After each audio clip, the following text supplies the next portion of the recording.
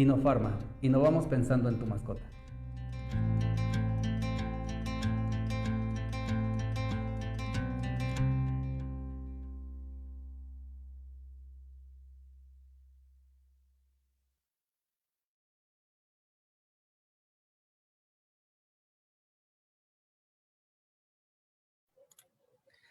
Hola, ¿qué tal, queridos amigos del Laboratorio Inofarma? ¿Cómo están? Les saluda con muchísimo cariño el doctor José Ruiz Zaragoza, gerente técnico del Laboratorio Inofarma. Me da muchísimo gusto darles la más hermosa bienvenida a una edición más de nuestras jornadas médicas digitales en su modalidad de webinar Inofarma 2021. Muchísimas gracias a todos los que ya están conectando, están poniendo ya comentarios. Muchas gracias, que sigan comentando, coméntenos de dónde nos están viendo. Ya saben que nos encanta. Pongan su banderita, su país, por favor. Ya sabemos que nos ven en muchas partes del mundo. Antes decía solo Latinoamérica, y no, pues nos ven en otras partes del mundo, en Europa, en África y en Asia también ya nos han mandado saludos. Muchas gracias a todos. Un abrazo desde la Ciudad de México, que estoy transmitiendo totalmente en vivo desde la ciudad más grande del país. Entonces, me da muchísimo gusto tenerlos aquí el día de hoy, jueves 22 de julio del 2021. Pues bueno, seguimos en pandemia, ya algunos estamos vacunados, nos falta la segunda dosis y pues bueno, hay que seguirnos cuidando. Ya saben, está la tercera oleada fuerte. Supongo que en otros países también estamos viviendo la misma situación. Pues un abrazo a todos, hay que cuidarnos y salir adelante de esta. Hay que echarle muchas ganas. Pues ayer celebramos el Día del Mundial del Perro, y pues gracias a los perritos que siempre han estado ahí con nosotros, y que quien no ha tenido una mascota, un perrito de mascota, y que son ahora parte de nuestra familia. Pues ayer estuvo dedicado el día, esta transmisión al Día del Perro, y también fue el Día del Médico Veterinario en Venezuela, y les mandamos un saludo muy cariñoso. Todavía hoy también se los volvemos a mandar, como no, y a todos los que ya nos están viendo en todos los países, un abrazo muy cariñoso.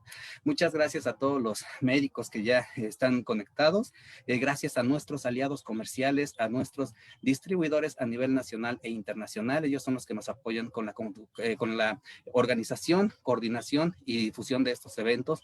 Muchísimas gracias a todos ustedes. Sin ustedes esto no podría ser posible. También quiero agradecer al Centro de Estudios Avanzados en Medicina Veterinaria. Ellos son quienes avalan nuestras constancias de asistencia a estos eventos. No te quedes sin tramitar tu constancia de estudios al finalizar. Ya sabes que al finalizar la charla vas a encontrar en los comentarios una liga para que puedas ingresar y dejar tus datos. Son datos muy sencillos, como tu correo electrónico y tu nombre completo, como quieres que salga tu constancia. Nada más, no vayas a contestar ninguna otra liga que no sea Loeffler Inofarma, porque, pues bueno, no quiero que sean víctimas de algún fraude, que les quieran pedir dinero. Estas charlas son gratis, y son pues para el beneficio de todos nosotros, la comunidad de médicos veterinarios, que somos una comunidad bastante grande. Son para beneficio de nosotros y para que nosotros pongamos en práctica lo que aprendimos el día de hoy. El día de mañana estemos trabajando y pongamos en práctica lo que aprendimos aquí. No vayan a contestar ninguna otra liga, por favor, solo Loeffler-Inofarma con el logotipo azul, e incluso tenemos el puntito rojo de que estamos transmitiendo en vivo. No vayas a contestar ninguna otra. También quiero agradecer, aparte de todos los aliados comerciales, quiero agradecer a los médicos veterinarios que también nos preguntan cómo pueden encontrar productos del Laboratorio Inofarma en otros países. Les recuerdo que tenemos ya distribución de productos del Laboratorio Inofarma en Guatemala con distribuidora Global Vet, en Perú con distribuidora Improvet, en Panamá con distribuidora Soluciones LM y en República Dominicana con distribuidora Rambet. Así es que tienes ya varias opciones. Si no sabes cómo encontrarlos, ingresa a nuestra página. Te invito a que ingreses a nuestra página www.inofarma.com.mx. En la sección de distribuidores vas a encontrar ahí todos los distribuidores que tenemos tanto en México como en Latinoamérica. Y si estás en México y te interesa hacer algún pedido y no sabes quién es tu distribuidor, también puedes ingresar a la sección de representantes, y ahí mis compañeros representantes y promotores te van a atender con muchísimo gusto, y si es necesario, alguno de ellos te hará una visita para que puedas conocer toda la gama de productos que tenemos, tanto de Loeffler como Inofarma. Si no conoces los productos, también hay una sección que se llama descargas. Ahí vas a encontrar dos catálogos: el catálogo Loeffler, que son todos los medicamentos que tenemos para animales de producción, e Inofarma son los medicamentos que tenemos para animales de compañía, pequeñas especies. Son estos medicamentos que tengo aquí a mis espaldas. Son medicamentos de calidad super premium, y no te vas a arrepentir de utilizarlos, con una amplia gama que tenemos terapéutica para que tú puedas tener la solución a los problemas de tus pacientes. Pues bueno, les recuerdo que la constancia ya la pueden solicitar. Si o has visto alguna otra charla y no sabes cómo contactarnos, o tuviste problemas para tramitar la constancia, envíame un correo a constancias.inofarma@glr.mx. constancias.inofarma@glr.mx. Ahí puedes enviarme un correo para ayudarte con la constancia. Nada más quería decir eso. ¿Qué más quería decirles? Pues muchas gracias a todos los médicos que he conocido a lo largo de este tiempo que he estado colaborando con Laboratorio Inofarma, que me han dado una buena recibida en todas las ciudades a las que voy, en estas giras que hago, y nos han recibido muchísimo, con muchísimo cariño. Muchas gracias a todos, que muchos nos siguen, nos conocen porque están aquí presentes en las charlas, y bueno, desde Cozumel hasta Tijuana, La Paz, Monterrey, Tepic, todas las ciudades en las que he estado, muchas gracias, un abrazo a todos ustedes, y gracias por esos, pues hacer esas amistades, ¿no? Que he tenido muchísimas amistades nuevas últimamente. Y pues bueno, lo agradezco muchísimo a todos ustedes. El día de hoy tenemos una charla muy interesante acerca de la corrección de tipo quirúrgico del aparato reproductor de equinos, y para eso tengo como invitada el día de hoy a la doctora Elena García Seco. Doctora, bienvenida a esta su casa. ¿Me puede ayudar encendiendo su cámara y su micrófono? Bienvenida, doctora. ¿Cómo está el día de hoy? Hola, hola José, hola a todos. Muchas gracias por estar aquí. Agradezco no solo la participación de México, sino la de otros países. Gracias otra vez José y al Laboratorio Inofarma. Y bueno, es un honor estar aquí hoy con ustedes. Ya, doctora, qué bonitas palabras. Pues el honor es de nosotros, de verdad, tenerla aquí como invitada y que haya aceptado la invitación a formar parte de esta hermosa familia de Laboratorio Inofarma. Pues como les digo, hacia todos siempre, ¿no? Somos una hermosa familia que trabajamos en conjunto para dar lo mejor de todos nosotros, y pues bueno, usted ya forma parte de esta familia. Bienvenida, doctora. Doctora, ¿qué vamos a ver el día de hoy? Pues mira, yo voy a hablar acerca, pues sí, como decías, de la resolución quirúrgica de patologías comunes del aparato reproductor, tanto de machos como de hembras en equinos. Y el objetivo de esta charla es no solo dar un repaso de las técnicas, procedimientos, incidencias, complicaciones, sino ver qué hay de nuevo, ¿no? Qué hay en la literatura, qué nos dice la investigación acerca de cuestiones que nos puedan ayudar para mejorar nuestra práctica diaria. No, pues súper interesante, doctora. Es un tema muy apasionante, y los caballos, la verdad, a mí me encantan. Yo no me dedico a caballos, yo me dedico a perros y gatos, pero también me gusta mucho la clínica de caballos. Entonces, yo creo que a todos los médicos que estamos aquí nos va a interesar muchísimo, vamos a estar muy pendientes. Médicos que están allá del otro lado, tenemos dinámica el día de hoy también, solo para México. Recuerden, solo para México, el regalo de la Filipina. Vamos a hacer, bueno, yo no, la doctora Elena nos va a hacer favor de hacernos una pregunta al finalizar su charla. Terminamos la charla, sesión de preguntas y respuestas, y posteriormente vamos con la pregunta para que se lleven este premio a su casa. Los van a contactar mis compañeros de staff por medio de Messenger. Por favor, estén muy pendientes de su red social para que les digan, obviamente, pues pedirles sus datos y podérselas enviar. Doctora, no le quito más tiempo, si me hace favor de compartir pantalla y nos arrancamos. Claro ¿Algo sí. que quiera decir antes de iniciar? No, pues nada, contenta de estar aquí, y la verdad es que, bueno, pues creo que por lo que van las cosas vamos a seguir un tiempo más en webinars, lo cual yo estoy encantada de aportar lo que se pueda, y pues nada más. Aquí estaremos, doctora. Pues sí, muchas gracias. Comparto Sí. pantalla, nada más avísame si se ve bien. Sí. Ya se está compartiendo. ¿Sí? Listo, ya se abrió la presentación. Pues Perfecto. bueno, compañeros, nos vemos al finalizar. Doctora, si tiene algún problema con la transmisión o algo, me habla y aquí aparezco. Ay, doctora, no le pregunté, ¿tiene su Facebook abierto en su teléfono? Para que pueda ir viendo las preguntas. Sí se puede, si no, Ok, para que de esta forma usted también pueda ir, si quiere también, ir viendo preguntas que se vayan haciendo con toda confianza, o si no, al finalizar, da igual, como usted se sienta más cómoda.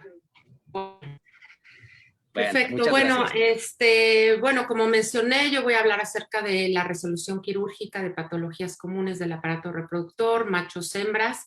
Primero voy a empezar con machos, y el procedimiento, pues uno de ellos llamado orquiectomía, que es realmente comúnmente nombrado como castración.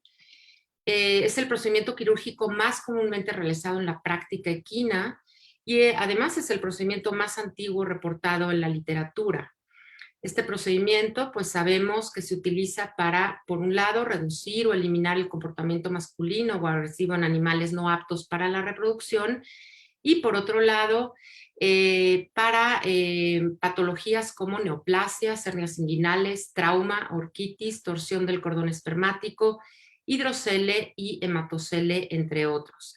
Siendo que es un procedimiento rutinario, sencillo, rápido de realizar, no está exento de complicaciones. Las complicaciones que podemos encontrar son leves, como edema, inflamación escrotal o seroma, moderadas, como hernia aumental, daño al pene o infección, o severas, como hemorragias, evisceración y peritonitis. Y se consideran severas porque pueden llegar a causar la muerte del animal. Este es un estudio realizado por Kilcone en la Universidad de Davis, California, en 2013, es reciente. Y en este estudio se habla de un repaso o revisión de las técnicas de castración, las complicaciones y su manejo. Y bueno, este autor concluye que, bueno, es muy importante y preocupante a la vez que sigue habiendo complicaciones severas después de una castración. Y bueno, ¿qué es lo que tenemos que hacer? Algo que es muy importante es, sobre todo, tener un entendimiento muy profundo de la anatomía del aparato reproductor masculino, también ser selectivo en los casos en donde realizamos castración, y selectivo me refiero a tener un manejo individualizado, ¿no? Muchas veces no vamos a castrar un caballo al igual que otro, hay que ser muy selectivo en la técnica y en el manejo postoperatorio, y también tratar de identificar las complicaciones de manera temprana y de manera adecuada para que no vaya a ocurrir un problema severo. Estas son complicaciones leves, los vemos comúnmente. El edema y la inflamación escrotal son complicaciones que podemos llegar a ver hasta en un 60-70% de los casos. Sin embargo, yo siento que ha cambiado durante el paso del tiempo. Cuando yo estudiaba no le daban analgésicos al animal o antiinflamatorios. Ahora sí se dan, y esto es un poco en parte por el bienestar de este animal y en parte también porque se ha visto que la inflamación severa, anteriormente pues lo que se decía es, bueno, se tiene que inflamar esta zona para que no haya evisceración. Ahora se ve que la inflamación severa puede llegar a causar otro tipo de complicaciones como seromas o infecciones. Entonces, bueno, ahora lo que se hace es, además del protocolo común, como es hidroterapia, que es dar agua con manguera fría a cierta presión 2-3 veces al día, también ejercicio. Yo generalmente no troto a los animales, simplemente les doy paseos de mano, yo creo que lo agradecen. Y además dar antiinflamatorios, tanto en el periodo preoperatorio como en el periodo postoperatorio, 2-3 días después de la cirugía. Y esto hace que no haya tanta inflamación, y esto ayude a que no haya seromas y por lo tanto no haya infecciones. El seroma, bueno, lo que ocurre es que la incisión, que es una incisión que se deja abierta para que cierre de adentro hacia afuera, en el seroma cierra la incisión al revés, de afuera hacia adentro, y entonces se acumulan líquidos y fluidos en esta zona, y esto puede llegar a causar no solo dolor y más inflamación, sino también infección. Entonces, bueno, lo que se tiene que hacer es, además de esta terapia que acabo de mencionar, es dar antibióticos y abrir estas incisiones de manera aséptica, de manera digital, para que drenen y esto pueda cerrar de adentro hacia afuera. Pero sí es importante dar antiinflamatorios en esta etapa. Esta es otra de las complicaciones que puede ocurrir. La hernia aumental es clasificada como una complicación moderada, y esto puede llegar a ocurrir en caballos de razas pesadas con anillos inguinales grandes, generalmente pues razas Clydesdale, percherones, frisones, incluso warmbloods y pura raza española. Este es un caballo que pidieron una cotización al hospital para operarlo en el hospital. Se les hizo cara la cotización y entonces decidieron operarlo en campo. A la hora de incidir el escroto y después la túnica vaginal parietal, salió el aumento, y bueno, pues el veterinario suturó la piel del escroto y mandó el caballo de manera emergente al hospital para su atención y obviamente castración. Entonces, bueno, esto es un ejemplo de que simplemente tenemos que tomar en cuenta que sí, en caballos de razas pesadas, que incluso se llegan a castrar con técnicas abiertas o semicerradas, puede llegar a ocurrir este tipo de complicación. Daño al pene es una complicación también considerada pues no tan común, pero bueno, en estos casos pues se debe a cirujanos inexpertos que confunden un testículo con el pene y llega a ocurrir y incluso está documentado y suele ocurrir en caballos con testículos pequeños en donde son anestesiados bajo anestesia general y en donde se confunde el pene con un testículo y entonces hay laceración del cuerpo cavernoso o de la uretra. En este caso en específico llegó este caballo al hospital con una fístula de la uretra, el caballo orinaba por esta zona en vez de por la uretra distal.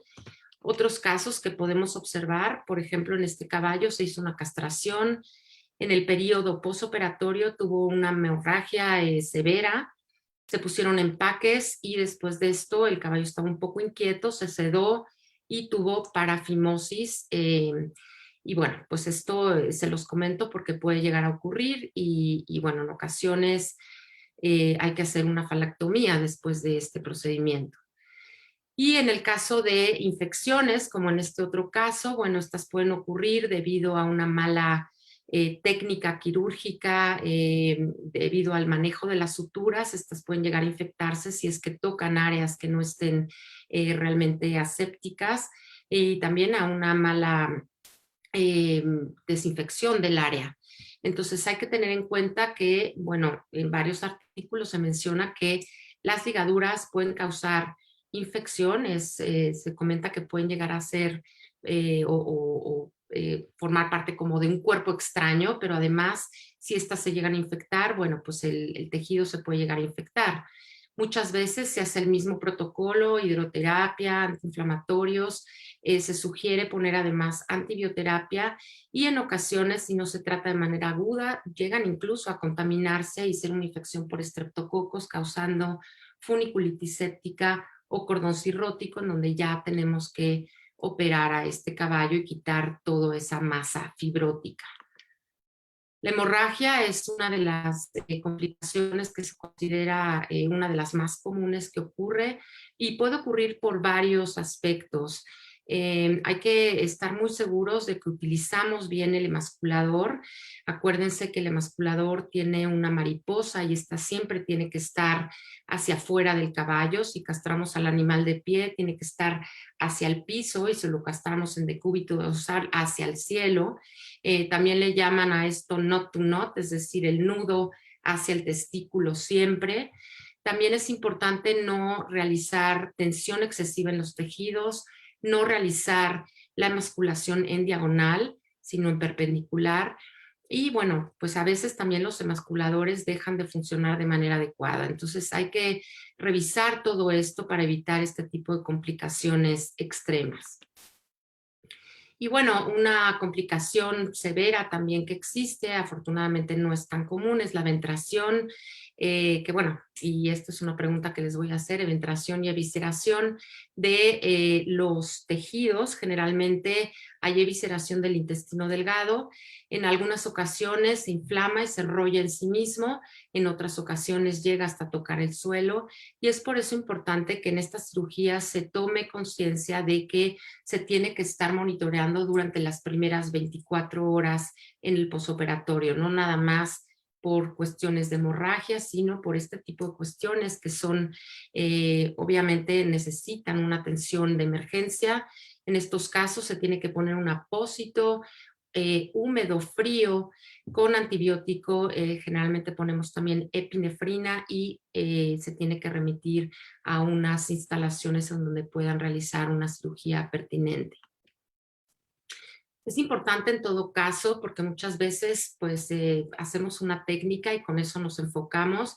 Es muy importante tomar en cuenta la edad y saber que, por ejemplo, en animales mayores, adultos, el riesgo es mayor porque los vasos sanguíneos son más grandes, entonces hay que tomar eso en consideración.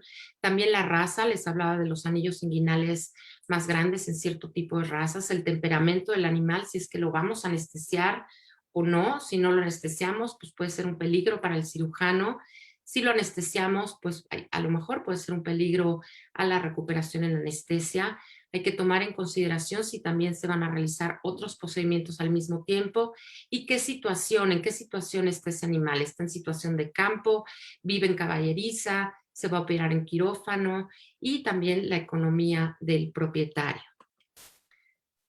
Si vamos a realizar una castración o tectomía en un testículo que tiene una patología, bueno, pues se puede realizar en cualquier momento, a cualquier edad. Sin embargo, si la vamos a realizar para tratar de eliminar un problema del comportamiento masculino, generalmente decidimos realizarla entre el primer y segundo año de vida. Hay propietarios que deciden realizarla después del desarrollo de una característica masculina, como por ejemplo puede ser el crecimiento de la crin o de la cresta. Otros deciden esperar a que esos animales alcancen la pubertad. Muchos de los caballos alcanzan la pubertad a los 2, 3 años, pero varía mucho entre razas. Por ejemplo, en cuartos de milla esperan a que el eyaculado sea a 100 por 10 a las 6 espermatozoides, con 10% de motilidad progresiva, y esto se alcanza generalmente entre las 55 y las 101 semanas de vida. Hay que también considerar que al castrar se puede llegar a alterar la conformación. Hay varios estudios en toros castrados antes de la pubertad que mencionan que esto retrasa el cierre de las placas de crecimiento de huesos largos y por lo tanto estos toros alcanzan mayor altura. Este es un estudio realizado en Brasil en el 2004, en donde trataron de observar el efecto de la castración antes de la pubertad y qué pasaba con el desarrollo corporal de los equinos en comparación con aquellos que se castraban después de la pubertad. No observaron ningún resultado convincente, es decir, ninguno alcanzaba mayor altura que el otro. Sin embargo, sí hay estudios más recientes en donde se comenta que en algunos casos puede llegar a suceder lo que sucede en toros castrados antes de la pubertad, es decir, que alcanzan estos caballos mayor altura, pero no es en todos los casos. Hay distintos tipos de técnicas, la abierta, cerrada, semicerrada, distintos tipos de abordajes, escrotal, inguinal, paramedial y por flanco, distintos tipos de cierre, como la cicatrización por segunda intención, que es lo que más comúnmente se hace, y el cierre primario, y la anestesia puede ser bajo anestesia general inhalada o de pie, inhalada o fija, o puede ser anestesia local de pie bajo sedación. También hay distintos tipos de emasculador, distinto tiempo de emasculación y se puede o no poner ligaduras. Entonces, este es el panorama que tienen los cirujanos para decidir qué es lo que vamos a hacer de acuerdo al caso que tenemos enfrente, ¿no? Yo generalmente utilizo técnica semicerrada, que es la que más me acomoda a mí en lo personal, con un abordaje escrotal con cierre por segunda intención bajo anestesia general fija. Y esto lo hago en condiciones hospitalarias. Ahora, si voy a ir a una comunidad, pues quizás prefiero realizar una técnica cerrada, sí, por abordaje escrotal, con cierre por segunda intención, con anestesia general fija o de pie, y generalmente pongo ligaduras, porque son caballos que a lo mejor no puedo revisar en el posoperatorio. Entonces, esto es de lo que nos hablaba el artículo que les comenté al principio, en donde hay que decidir qué técnica, qué abordaje, qué cierre vamos a utilizar de acuerdo al caballo que estamos viendo y de acuerdo a la situación de ese caballo en ese momento. Hay distintos tipos de emasculador. Aquí hay ejemplos del Serra, White modificado y Reimer.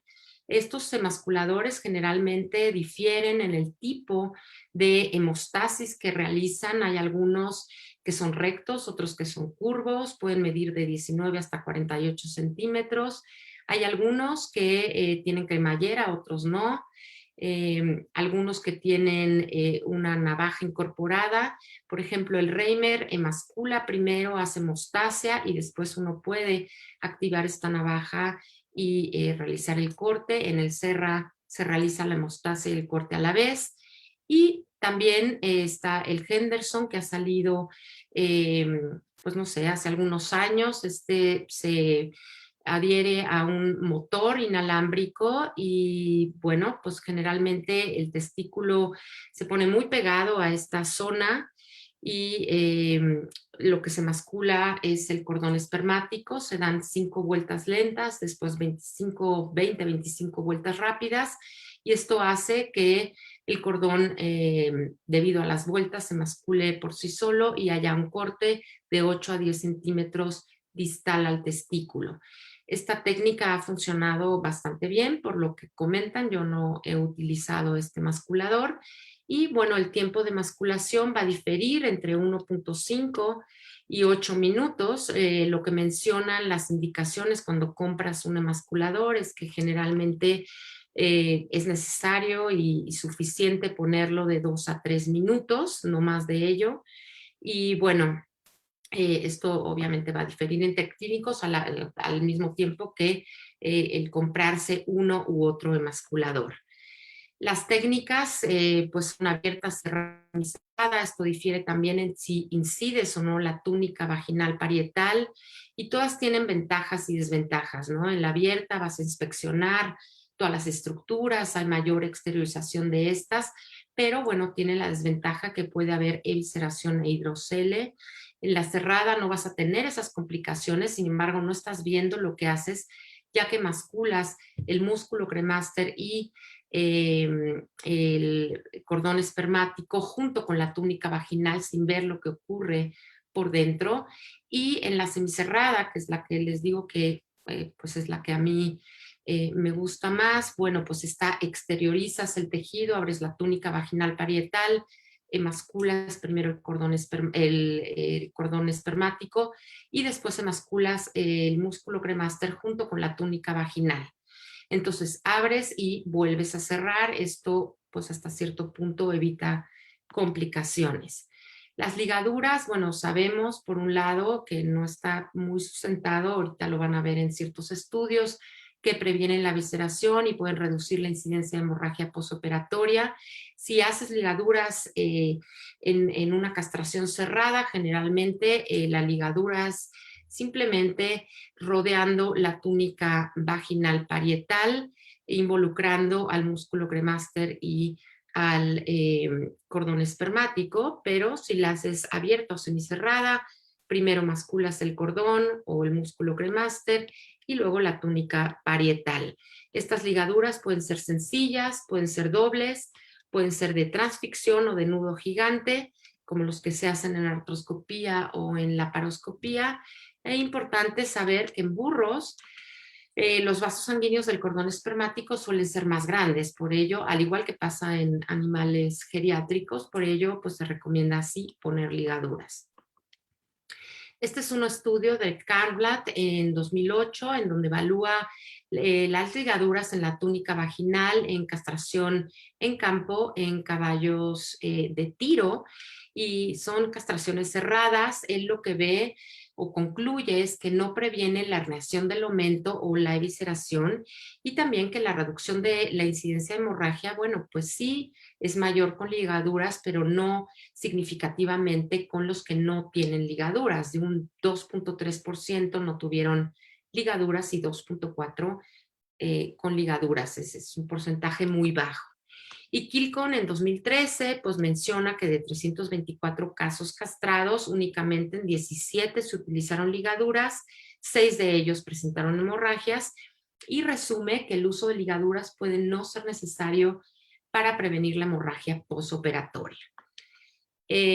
Karnblatt, a su vez, este mismo estudio menciona que hay un bajo índice de infección con ligaduras, mientras que otros mencionan que las ligaduras funcionan como un material extraño, que hay mayor incidencia de infección y que la utilización de ligaduras ha sido implicada como causa de infección postoperatoria. todo esto pues llega a ser muy confuso cuando empiezas a ver toda esta investigación y dices, bueno, pues ¿qué hago? ¿Pongo ligaduras o no las pongo? ¿Causan infección o no? Yo creo que es muy importante tratar de decidir dónde está el caballo, qué situación tiene, es decir, lo voy a hacer en campo, no lo voy a poder ver a este animal. Entonces, pues sí, a lo mejor hacer una técnica cerrada con ligaduras, pero siempre manteniendo la técnica aséptica adecuada, poner ligaduras no de tan alto calibre y obviamente poner un posoperatorio adecuado con antibióticos quizás en estos casos. Por otro lado, también mencionan estos estudios y cuáles son las complicaciones cuando hay anestesia general o cuando son anestesiados de manera local de pie. Kilcone menciona que bajo anestesia general tuvo complicaciones en su estudio de 9.6% y de pie de un 16%. Y Mason en el 2005 menciona que tuvo únicamente 6% de complicaciones bajo anestesia general y 22% de complicaciones cuando se realizaron estas cirugías de pie. Ahora, hay que también tomar en cuenta, y esto lo mencionan estos estudios, que bueno, las cirugías de pie son de mucho menor costo y además hay menor riesgo anestésico. Mayor para el cirujano, pero menor riesgo de la anestesia para el caballo. Entonces, bueno, se menciona por lo general del 10 al 22% de complicaciones y sabemos que aumentan estas complicaciones a medida que aumenta la edad del caballo. El mayor número de complicaciones se observa cuando son de pie, sin ligaduras, y el menor número de ellas, 10%, cuando son bajo anestesia general, y aún incluso menor número de complicaciones cuando son por cierre primario bajo anestesia general. Este autor Kilcone menciona incluso un 6% de complicaciones si se utiliza este cierre primario. Esto es mucho más costoso y sí disminuye la mortalidad en un 0.3%. Ahora, ¿qué es el cierre primario? Este es un video de YouTube. Aquí tienen el link, no encontré el cirujano que lo realiza, pero bueno, si lo quieren observar después. Como les mencionaba, se realiza cuando se van a realizar generalmente otras cirugías como artroscopías, en donde el posoperatorio es muy diferente. En artroscopías quieren que este caballo esté en descanso, mientras que después de una castración quieres que este caballo camine, se le tiene que dar hidroterapia. Entonces, bueno, esta cirugía se realiza en combinación con otras por el costo. Se realiza en situación aséptica, en quirófano, bajo anestesia general. El abordaje es el mismo que se realiza para realizar una cirugía de criptorquidismo y es una incisión inguinal de 8 a 10 centímetros y como vieron, primero es con bisturí, solo en las capas más externas, piel y tejido subcutáneo externo. Después se utilizan las tijeras Metzenbaum y esto es porque hay muchos vasos sanguíneos y no queremos obviamente lacerarlos. Se exterioriza el testículo obviamente van a ver que está rodeado ahí de la túnica vaginal parietal. Es importante hacer cierta disección con gasa y le voy a ir adelantando un poquito. Después de esto, se incide la túnica vaginal parietal para separar el cordón espermático de el músculo cremaster. Se introduce digitalmente un dedo en el mesorquio para separar estas estructuras y después lo que se hace es ligar primero el cordón espermático y después el músculo cremaster, y si ven es sutura absorbible del 2 ceros, no más que eso se necesita. Muchas veces utilizamos suturas del número 2 y bueno, pues sí, estas se pueden llegar a infectar porque es un calibre muy grueso para este tipo de cirugías. Entonces, bueno, se hace una ligadura, después de esto se mascula y quiero ver que vean el tiempo de masculación que utiliza este doctor. Generalmente, les comentaba, se utiliza de 2 a 3 minutos. Él creo que lo utiliza aproximadamente 10 segundos, pero bueno, se cerciora de que no haya sangrado. Después de esto, bueno, pues se hace una ligadura en el músculo cremaster y se repite el mismo procedimiento. Una vez ya cerciorados de que no hay sangrado, se sutura el músculo cremaster y después de esto se sutura la piel. Y aquí, bueno, pues es un caballo que se hizo una castración bilateral de cierre primario. Y bueno, ¿qué podemos ver del cierre primario? Este es un estudio que se hizo en 159 caballos, en donde se castró por cierre primario bajo anestesia general. Los caballos eran caballos de 3 a 6 años, raza French Trotter. Y bueno, pues sabemos que esta técnica lleva descrita desde hace 40 años, que tiene un bajo índice de complicaciones y que tiene un periodo de recuperación corto, porque generalmente como son incisiones de primera intención, pues su recuperación es a los 7, 10 días de haberlos operado, mientras que cuando se hace una castración normal, pues hay que esperar a que cierre de adentro hacia afuera y esto tarda alrededor de 3, 4 semanas. Pero no se había realizado un estudio para ver las complicaciones a corto y a largo plazo. Y aquí se puede ver que de estos 159 caballos hay pocas complicaciones en general a corto plazo y la más común es hematoma en el escroto o en la zona de incisión. Para ello se sugiere ligar el músculo cremaster, como lo hizo el doctor de este video, y utilizar el electrocauterio en el tejido subcutáneo si es que hay sangrado. Y dentro de las complicaciones a largo plazo se observó edema ligero. Entonces sí, es una técnica que es pues lo mejor que podríamos llegar a hacer, sin embargo es mucho más cara en comparación con la que realizamos de manera rutinaria.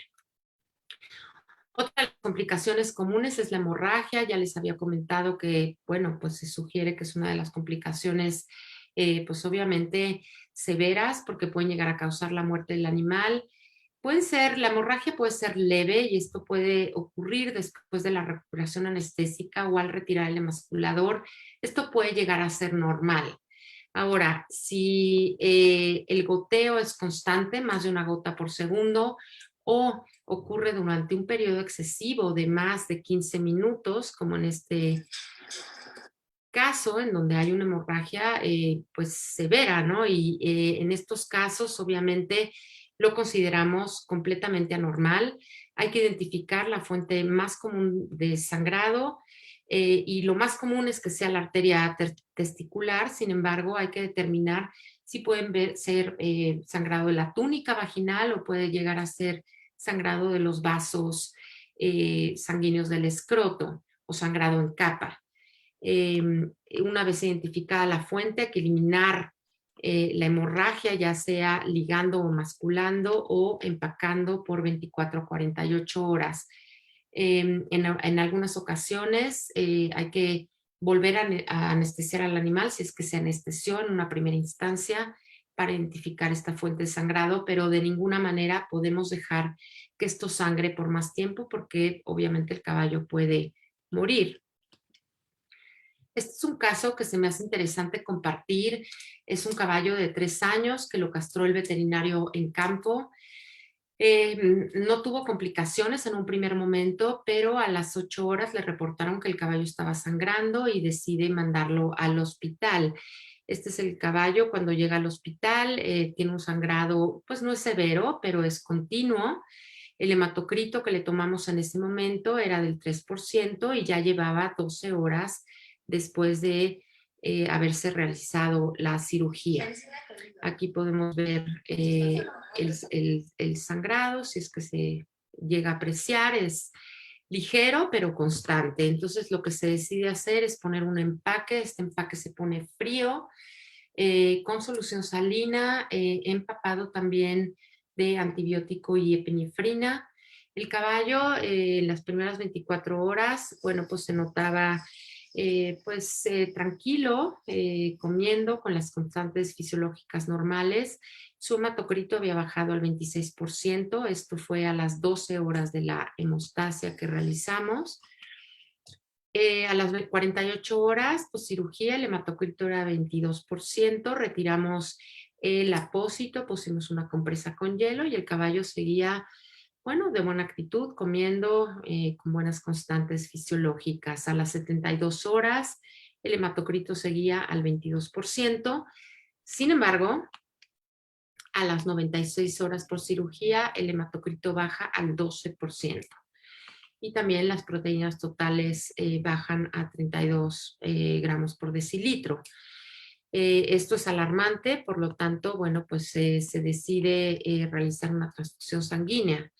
Ya saben que 15% de hematocrito es alarmante, entre 11 y 12% es sí o sí transfusión. Entonces, bueno, este caballo le fue bien, no tuvo complicaciones, se le hizo la transfusión sanguínea, dejó de sangrar, la inflamación disminuyó, pero les comento que es un caso interesante porque generalmente leemos en la literatura que, y sabemos que el hematocrito no, cuando ocurre una hemorragia, el hematocrito no va a bajar significativamente durante la hemorragia, sino 24 horas después. Este caballo, bueno, pues el hematocrito le bajó de manera significativa 96 horas después y por eso, bueno, es un consejo que quizás si tienen una hemorragia, evalúen el hematocrito pues durante una semana de manera periódica por ver si necesita transfusión sanguínea. Este es otro caballo, cuarto de milla, de 16 años, semental. Este caballo, bueno, la historia reportan que comenzó a haber un aumento de tamaño del escroto 4 años antes de referirlo al hospital, pero 4 meses antes comienza con problemas en la espermatogénesis y comienza a crecer aún más este testículo y el escroto, ¿no? En general. Este es su llegada al hospital, se le realiza un ultrasonido. El testículo no tenía aumento de temperatura, no era doloroso, pero sí se palpaba una masa dura y a la hora de hacer el ultrasonido se observa que obviamente no hay un patrón normal testicular, este es irregular, tiene áreas hipoecoicas y hiperecoicas dentro del parénquima testicular y que además no tiene líquido alrededor en la túnica vaginal que parecería que estuviera adherida. Entonces, bueno, aquí se decide castrar este testículo pensando en que posiblemente es un tumor. Sí, en efecto, se puede llegar a tomar una biopsia, pero generalmente lo que se realiza es castrar y después evaluar de manera histopatológica. Y si recuerdan, los tumores en testículos son muy, muy raros, pero hay tumores de células germinales y células no germinales. Entre los que se clasifican de células germinales se encuentra el seminoma y el teratoma. El seminoma es el más común. Es un tumor que llega a crecer 4 o 5 veces más el tamaño de este testículo. No es doloroso, no causa ningún otro síntoma, más que ya cuando está más avanzado, problemas en la espermatogénesis. Es metastásico, por ello hay que tener problema. Y el teratoma es un tumor, bueno, el seminoma generalmente ocurre en caballos de 9 a 22 años, o sea, son caballos un poco mayores, mientras que el teratoma ocurre en caballos de 1 a 5 años. De hecho, está reportado en la literatura que creen que es hereditario porque lo han encontrado en potros de incluso de 4 días de edad. Este tumor en un principio no causa signos clínicos, pero sí puede llegar a causar cólicos, pérdida de peso y en ocasiones se encuentra en testículos criptórquidos, o sea, aquel testículo retenido en abdomen o en canal inguinal puede llegar a tener o ser un testículo de este tipo. Entonces, en el ultrasonido podemos ver que, bueno, es un poco difícil de diferenciar. Generalmente el parénquima es irregular, no es normal, hay quistes, puede haber zonas fibróticas, pero es difícil de diferenciar. Los otros 2 tumores son de células no germinales, como los tumores de células de Leydig, en donde estos testículos van a estar friables y tienden a tener zonas rojizas o blanquecinas dentro del parénquima testicular. Estos caballos no muestran signos o incluso en etapas ya más avanzadas pueden mostrar agresividad. En el ultrasonido se pueden llegar a ver estas zonas como tipo quiste hipocoicas, pero bueno, hay que hacer más pruebas. Y es benigno, no tiene signos de malignidad, generalmente es unilateral. Y en los tumores de células de Sertoli, generalmente estos caballos no se ha reportado muy bien en caballos, sí en perros que tienden a feminizarse. Entonces, estos animales generalmente es un problema unilateral, es benigno, y en el ultrasonido podemos llegar a ver también calcificaciones localizadas. En este caballo lo que se decide hacer de enfoque mental, solo se castra este testículo, obviamente de manera unilateral, y se observa que sí, la túnica está realmente adherida al testículo, el cordón espermático está afectado, se intenta emascular lo más profundo posible y en el periodo posoperatorio inmediato no hay problemas, sí se observa este tumor a la hora de quitarlo, se hace un corte transversal, tiene la típica imagen de seminoma, hay obviamente que enviarlo a histopatología para tener un diagnóstico definitivo, pero bueno, esta es la típica imagen del seminoma, que es, y recuerden, el tumor más común testicular en caballos. Y como les mencionaba, en el periodo posoperatorio inmediato no hubo complicaciones, sin embargo, se va a casa con un pronóstico reservado.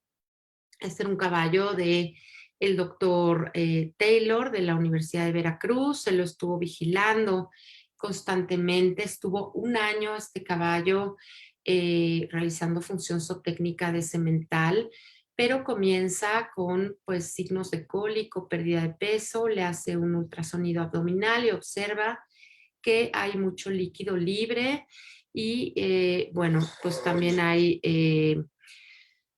estructuras que no deberían estar aquí, que simulan posiblemente un metástasis de este tumor. Entonces, algo importante y que el doctor Taylor concuerda conmigo, bueno, pues es convencer a los clientes de mandar en etapa temprana a estos caballos a resecar, a quitar este tumor, porque finalmente, pues después de esto tienen obviamente consecuencias si es que no se extirpa de manera temprana. Y a veces es difícil convencerlos si, por ejemplo, en este caso, la espermatogénesis era adecuada en un principio. Pero bueno, hay que poner énfasis porque finalmente este caballo pues podría haber tenido mucha más larga vida si esto no se hubiera suscitado. Este es otro caballo, pura raza español, de 10 años. Este caballo llegó para una cirugía electiva, una castración electiva, y a la hora de castrar, bueno, ustedes pueden ver que macroscópicamente este testículo se ve normal, pero a la hora de incidirlo transversalmente, ya una vez castrado, se observa que el testículo está friable, tiene zonas enrojecidas, blanquecinas y rojizas por todo el área, se manda a analizar y es un tumor de células de Leydig. Como mencionaba, bueno, pues esto es un hallazgo, no tiene repercusiones, pero bueno, sí es importante saber que en ocasiones podemos encontrar este tipo de testículos y que hay que analizar para estar seguros del diagnóstico certero. Este es otro caballo, pura raza español de 12 años, semental, comienza con un aumento de tamaño en el testículo izquierdo. El testículo no tiene dolor a la palpación, no tiene aumento de temperatura y bueno, se decide hacer un ultrasonido y se ve que hay mucho líquido en la túnica vaginal, ¿no? Dentro de este espacio, el testículo tiene un parénquima normal y entonces, bueno, aquí tenemos que hacer otro método diagnóstico que es de manera séptica insertar una aguja para ver qué tipo de fluido obtenemos. En este caso se obtuvo un fluido amarillo, ámbar claro, y con eso podemos diagnosticar hidrocele. El hidrocele es un agrandamiento escrotal no doloroso, puede ser uni o bilateral y simplemente es la acumulación de fluido seroso entre las capas parietal y visceral de la túnica vaginal. Como saben, la túnica vaginal es secretora y todo este líquido lo reabsorbe los vasos linfáticos del cordón espermático. Obviamente en este caso hay un problema en este aspecto. Esto puede llegar a causar disfunción de la espermatogénesis siempre y cuando este problema llegue a ser crónico y se comience a atrofiar ese testículo. Dentro de los diagnósticos diferenciales se encuentran el hematocele, neoplasia, trauma escrotal, problemas idiopáticos, migración parasitaria, que está muy reportada también, y ascitis, que ya contribuiría a un problema sistémico. La etiología es raramente identificada y el tratamiento principal es la castración. También hay que conocer o saber que pueden resolverse de manera espontánea o con ejercicio. Se puede llegar a aspirar este líquido, pero esto es temporal porque generalmente se llega a formar de nuevo, pero estos caballos siempre deben de estar desparasitados de manera continua. Este caballo se fue a casa. Este caballo es importante decir que vivía en Tabasco. Tabasco es una zona tropical muy calurosa y bueno, pues sí se ha dicho que cambiarlos de lugar a un clima no caluroso puede resolver este tipo de problemas. En humanos no está reportado en caballos, se realiza escleroterapia, que son inyecciones en la túnica vaginal de una solución de tetraciclinas al 2.5, 5 y 10%. Si esto no funciona, también se puede realizar un lavado de la túnica vaginal, pero como les digo, no está 100% reportado en caballos. Este caballo es un caballo que remitió la doctora Vivian Pérez y bueno, hasta la fecha no me ha reportado que ha tenido mayor complicación y sigue, aún con el problema que va y viene, sigue realizando su función zootécnica de semental. Este es otro caballo árabe de 4 años. Es un caballo que remitió el doctor Germán Lombardero al hospital de la UNAM por cólico. Era un caballo que tenía cólico intermitente que se resolvía de manera espontánea y entonces, bueno, pues una vez que llegó al hospital se le hicieron todas las técnicas, sondaje nasogástrico, palpación rectal, ultrasonido, paracentesis, pruebas de laboratorio, tanto hemograma como química sanguínea. Y bueno, todo era completamente normal. Entonces, bueno, pues se puso en una caballeriza para su observación. Y lo que pudimos observar es que cuando el caballo manifestaba estos signos de dolor, que los manifestó, el testículo tenía esta forma, ¿no? Estaba duro, doloroso la palpación. A la hora, obviamente, de palpar, se notaba que el epidídimo estaba hacia craneal y entonces se diagnostica una torsión intermitente del testículo derecho. Esto es importante porque, bueno, si generalmente te llega un caballo con signos de cólico repetitivo, pues muchas veces como cirujano decides realizar una celiotomía exploratoria pues para saber qué es lo que está pasando y está indicada. Entonces les comento este caso para que, bueno, si el caballo es mental, chequen los testículos porque a lo mejor no es un problema gastrointestinal y es un problema de torsión del cordón espermático. Estos pueden llegar a torcerse mayor a 180 grados, causan signos de cólico. Estos signos pueden ser momentáneos o pueden ser continuos, dependiendo si es intermitente o permanente. Va a haber aumento del tamaño del testículo y del cordón espermático, en ocasiones aumento del tamaño del escroto y va a haber dolor a la palpación y esto es porque hay un compromiso vascular y hay estasis venosa y linfática. En estos casos el diagnóstico, bueno, pues hay que palpar, muchas veces podemos determinar el grado de rotación por la palpación del cordón espermático, pero también por la localización de la cola del epidídimo. Aquí podemos ver que en manera normal la cola del epidídimo está hacia caudal y la cabeza está hacia craneal, con el cuerpo del epidídimo dorsolateral. En ocasiones anormales, bueno, pues la cola va a estar hacia caudal y la cabeza hacia craneal, perdón. Y bueno, en este tipo de circunstancias, pues tenemos que detectar si la torsión del cordón espermático es intermitente, pero es asintomático y sin compromiso del flujo sanguíneo, porque puede llegar a ocurrir, o sea que nada más vemos que el testículo está un poco más gordo de repente, pero el caballo no muestra signos, no hay que dar tratamiento. Sin embargo, si la torsión del cordón espermático es intermitente, sintomática o si es permanente, entonces requiere realizar una castración, que es lo que se realizó en este caballo de manera unilateral, o también se puede realizar una corrección y ortopexia, si así se sugiere. Esto implica hacer una incisión en el escroto, colocar el testículo de manera correcta y suturar la túnica vaginal a la porción interna del escroto para que éste no pueda llegar a rotar. En cuanto a las hernias inguinales, bueno, pues son comunes también en caballos, sobre todo aquellos que tienen anillos inguinales grandes. Ya hablábamos antes de las razas. Tienen una incidencia del 3.85% y generalmente el intestino involucrado es el intestino delgado, del 49 al 53% de casos se reporta que es yeyuno e íleon. En estos casos se diagnostica, bueno, obviamente vamos a sentir un testículo duro, el caballo va a mostrar muchos signos de dolor y además se diagnostica mediante ultrasonido, en donde vamos a ver asas de intestino dentro de esta zona. Las hernias inguinales pueden ser cerradas o abiertas. Esto implica si es que está abierta la túnica vaginal o no.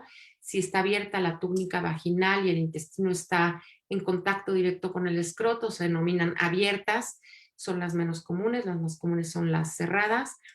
Y bueno, en cualquier caso hay que operar.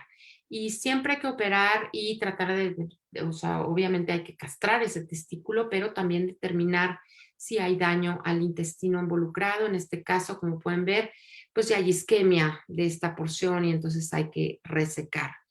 Se recomienda en todo caso castrar el testículo que no está afectado porque, bueno, esto es transmisible, pero bueno, eso va a depender obviamente también del dueño. Simplemente como veterinarios tenemos que decir que hay un riesgo de que esto pueda llegar a pasar en el otro testículo y también saber que no solo el intestino delgado se llega a cerrar en esta zona, sino también hay reportes de que el colon mayor, tanto en potros como en animales adultos, puede llegar a encarcerarse. No es lo común, pero sí puede llegar a suceder y muchas veces en estos casos ya hay un desgarro tremendo en el anillo inguinal.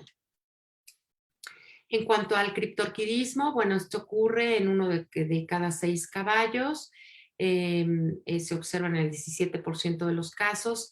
Si es del lado izquierdo, es más común que ese testículo esté en abdomen. Si es del lado derecho, es más común que esté en el canal inguinal.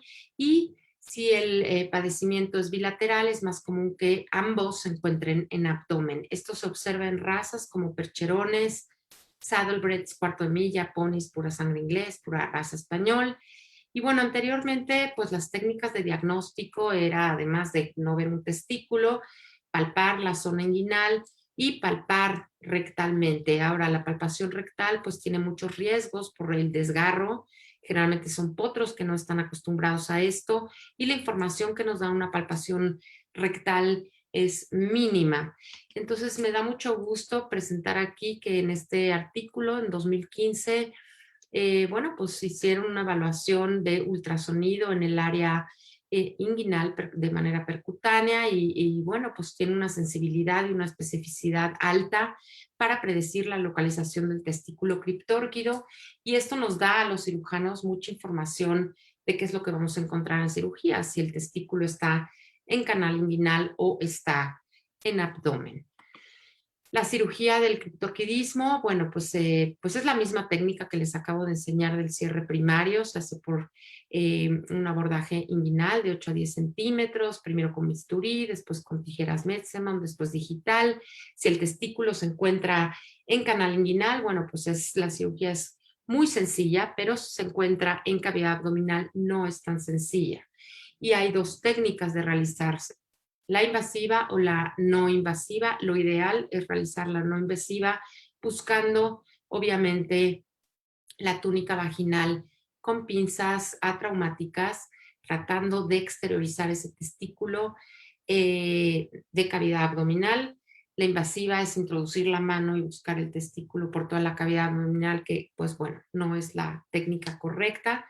Y además, bueno, les comentaba que esta técnica, pues lo ideal es hacerla en quirófano porque si entras a cavidad abdominal y bueno, a veces no puede ser una técnica tan fácil, sobre todo, y como pueden ver en la fotografía, aquí pueden ver un testículo abdominal que está atrofiado y un testículo, el testículo normal, ¿no? Entonces muchas veces son testículos pequeños, pueden estar muy cercanos al riñón, entonces hay que saber hacer bien esta técnica y bueno, requiere obviamente de experiencia y requiere también pues de precisión. Entonces, bueno, pues les recomiendo que si tienen un caballo de estos, pues traten de resolverlo en quirófano por este hecho.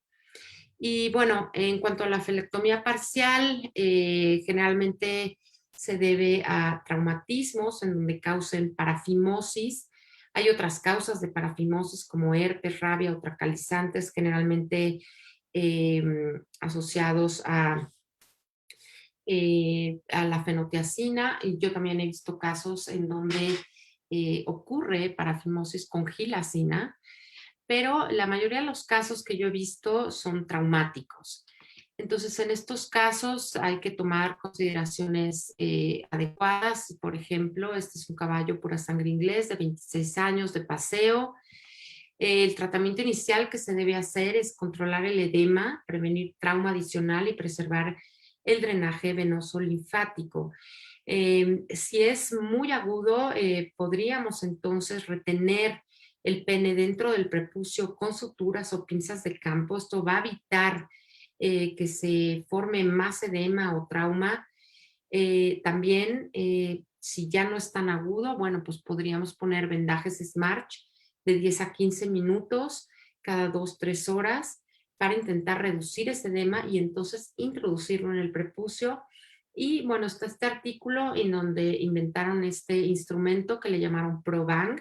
Es una sonda con una gasa envuelta en unos guantes a los cuales le ponen lubricante y con eso empujan el pene dentro del prepucio. Esta sonda está sujetada con un vendaje abdominal, permite que el caballo orine y bueno, esto evita obviamente pues todas estas complicaciones que pueden llegar a suceder. Si esto no es posible porque el animal pues le ha sucedido esto y ya lleva varias horas con el problema, se sugiere poner un soporte atraumático, los hay de manera comercial o de manera hechiza, y también se sugiere dar continuamente 2 a 3 veces al día hidroterapia, masaje con pomada antimicrobiana y vendajes y después sujetar el pene con este soporte traumático para evitar el desarrollo de edema. También se sugiere realizar ejercicio ligero y terapia sistémica de antimicrobianos y antiinflamatorios.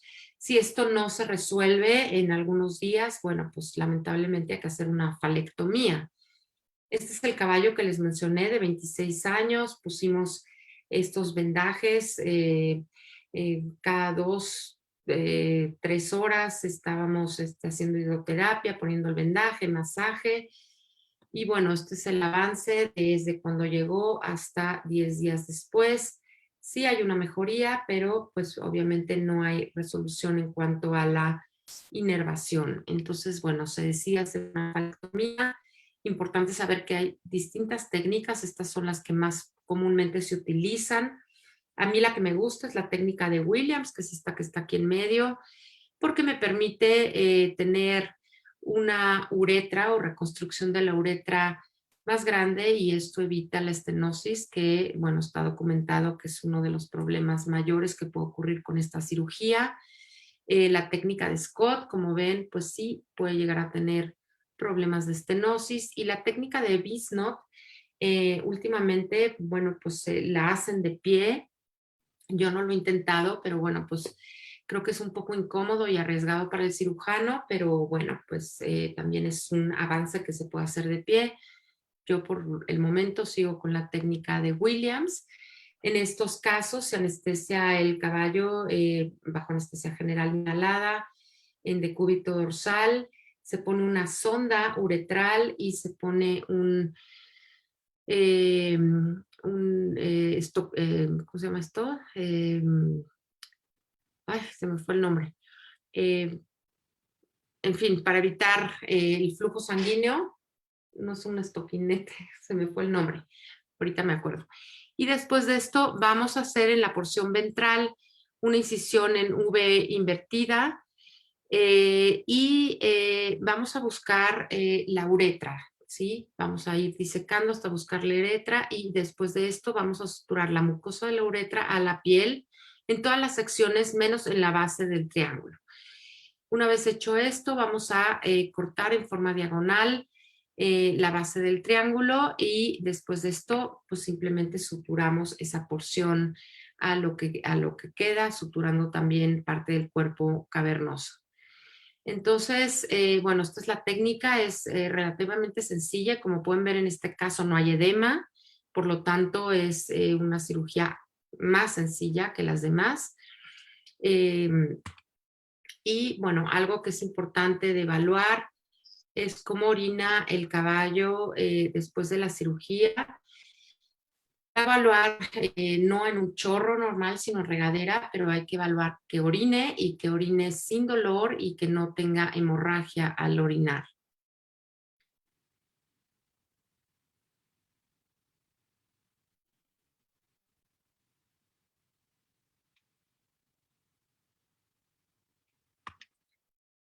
Y bueno, hay algunos clínicos que les gusta poner una sonda uretral después de hacer esta cirugía. Yo creo que, bueno, no es necesario, a mí no me gusta porque la sonda uretral puede llegar a causar infecciones ascendentes y además inflamación en el área que podría llegar a causar estenosis. Entonces, prefiero no hacerlo.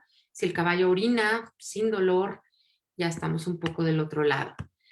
Este caballo se castró y se hizo cirugía al mismo tiempo. Es importante también considerar eso porque finalmente lo que no quieres es que este caballo después de la cirugía tenga una erección. Entonces se considera en varios artículos primero castrar y después de 3 a 4 semanas realizar la falectomía. O se puede realizar al mismo tiempo siempre y cuando el propietario sepa que puede llegar a haber erección y puede entonces llegar a haber tensión excesiva dentro del cuerpo cavernoso. Si esto sucede, el signo que vamos a ver es que hay orina con sangre. Después al último momento de la orina o de la micción va a haber sangrado y entonces se tendría que realizar otra cirugía que se llama ureterostomía para entonces hacer una incisión en el cuerpo cavernoso y que éste libere esa presión y no haya sangrado. De todas formas, hay que apartar a estos caballos de yeguas. En algunos artículos se menciona que una vez que se ha castrado al animal, pues los niveles de testosterona disminuyen en unos 2-3 días. En otros artículos mencionan, sobre todo en estos quirúrgicos, que hay que esperar 3 a 4 semanas para poder decir que ya estos niveles descendieron a niveles 0. Entonces, bueno, lo importante es nada más saber que si nosotros comunicamos al propietario pros y contras y decida qué es lo mejor para su caballo. Este es un frisón de 6 años de edad de paseo. Aquí podemos ver que, bueno, pues llega al hospital. Esto había ocurrido 2 meses antes de la presentación del hospital. Tuvo un evento también traumático. Lo primero que se hace es poner una sonda uretral para ver si hay paso a la vejiga debido a pues toda la inflamación, ver cómo orina y bueno, se hizo una ureteroscopía también. Se observa sobre todo en esta zona del anillo que hay partes ya necrosadas o desvitalizadas. Se hace el mismo tratamiento con vendajes, pomadas, antiinflamatorios y bueno, pues como ven no pudimos bajar mucho el edema. Se decide hacer la cirugía de falectomía. Es problemática para el cirujano cuando hay tanto edema, vean el edema que hay. Sin embargo, bueno, pues no es imposible, se hizo la cirugía y bueno, pues en el periodo postoperatorio hay que estar muy atento debido a la inflamación y además los tejidos en la dehiscencia de estos. Pero bueno, afortunadamente este caballo no tuvo problemas. También la falectomía se realiza en casos de carcinoma de células escamosas, melanomas, incluso también sarcoides, que no los puse aquí, pero también es común. Hay que saber pues, que la incidencia de carcinomas es alta, del 20%, a comparación del melanoma, un 5%. Hay metástasis del carcinoma baja, pero llega a ocurrir. Siempre pensamos que el carcinoma de células escamosas es localmente invasivo, que lo es, pero también llega a producir metástasis, no tan común como la metástasis del melanoma, que es mucho más común. Y bueno, el carcinoma ocurre en caballos de 12 a 19 años, mientras que el melanoma en caballos de 2 a 29 años. Es importante en estos casos palpar los linfonodos y ver si son superficiales, profundos, ilíacos o mediales, y si están engrosados o aumentados de tamaño. Y ojo, porque en algunas ocasiones estos tumores causan ulceraciones y el tejido puede estar infectado. Entonces, no necesariamente nos indica que haya metástasis, puede haber una infección. Pero bueno, sí es necesario tomar esto en cuenta.